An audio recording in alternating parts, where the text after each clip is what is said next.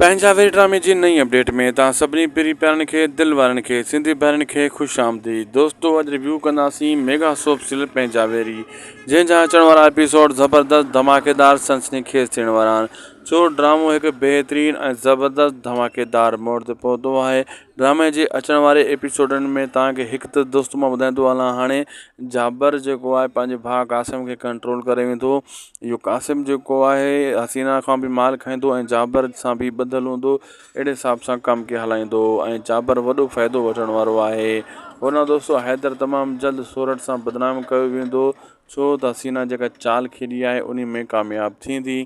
तव्हां ॾिठो चाकर ख़ान हाणे एक्शन में ॾिसण वटां अचे पियो त हिकिड़े ख़ल्क खे कुटे आयो लठियूं खणी हेॾां होॾां, यानी इहो हिकिड़ो फालतू जो विच में एक्शन ॾेखारियो। इन एक्शन जी ज़रूरत न हुई ऐं मिड़ई हिननि खे एक्शन ॾेखारिणो हुयो।